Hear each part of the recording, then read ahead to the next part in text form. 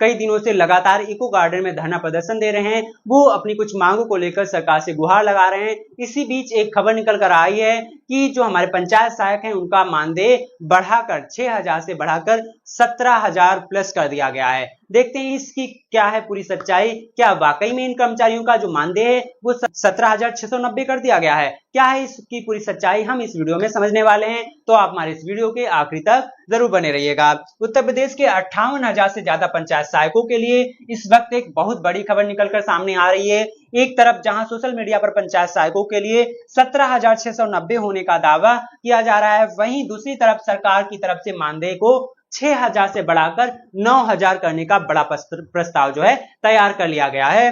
लेकिन कहानी यहां खत्म नहीं होती। इस 9,000 के बीच ही यूपी के हजारों पंचायत सहायक लखनऊ के इको गार्डन में कड़ाके की धूप और विपरीत मौसम में आंदोलन पर बैठ चुके हैं। आखिर पंचायत सहायक इस बढ़ोतरी से खुश क्यों नहीं है और सरकार के नए नियम क्या हैं? क्या सच में पंचायत सहायकों की नौकरी पर कोई खतरा है?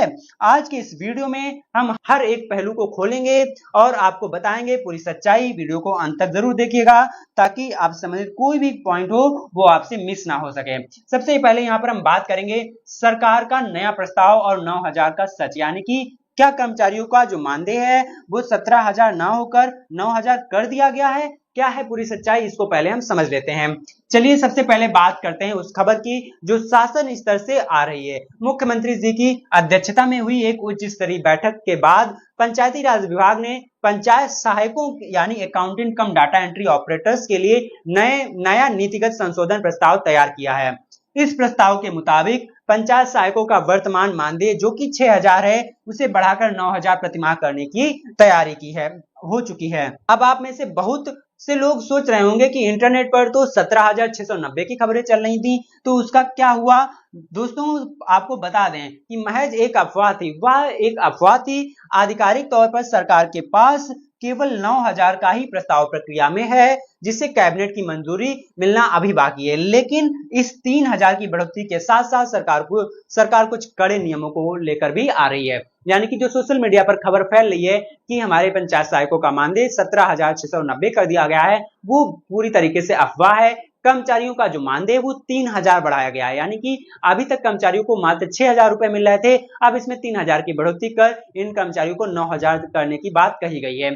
अभी तक ये चीजें शासन स्तर पर हैं, इसका कोई शासनादेश जारी नहीं हुआ है और अभी इसके लिए कैबिनेट की मंजूरी मिलना बाकी है। तो ये चीजें अभी ऑफिशियली नहीं है, लेकिन ये खबर सही है कि इन कर्मचारियों का जो मानदेय है वो 9,000 करने की बात कही जा रही है विभाग के द्वारा। इसके लिए एक नोटिस भी जारी किया गया है पंचायती राज विभाग के द्वारा। आप हमारे पंचायती राज विभाग की ऑफिशियल वेबसाइट पर जाकर चेक कर सकते हैं।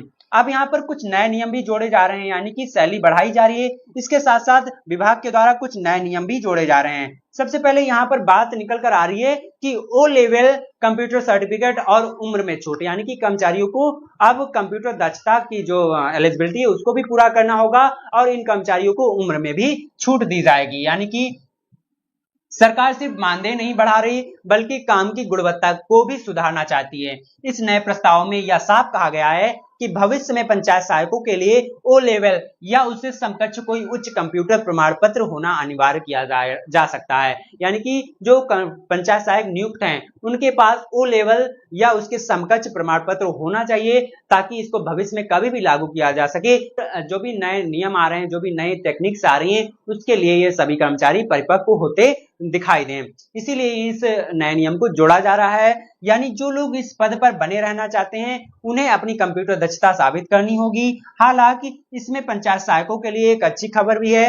प्रस्ताव में यह भी कहा गया है कि अगर पंचायत सहायक आगे चलकर यूपीएससी जैसी सरकारी भर्तियों की परीक्षाओं में बैठते हैं तो उन्हें आयु सीमा में विशेष छूट और वेटेज अंक भी दिए जाएंगे। यानी कि आपकी इस संविदा और नौकरी का अनुभव आपको परमानेंट सरकारी नौकरी पाने में मदद करेगा। यानी कि ये जो नए नियम बनाए जा रहे हैं जिसमें ओ लेवल सर्टिफिकेट और उम्र सीमा में भी छूट दी जा रही है, जो नया प्रस्ताव तैयार किया जा रहा है शासन के द्वारा। और हमारे कर्मचारियों से कहा जा रहा है कि जो भी यूपीएससी की नई भर्तियां आएंगी उनमें इन कर्मचारियों के कुछ बोनस अंक भी दिए जाएंगे उनके अनुभव के आधार पर, ताकि जो कि इनकी संविदा की नौकरी है उसको परमानेंट किया जा सके और ये कर्मचारी परमानेंट हो सके। तो ये बड़े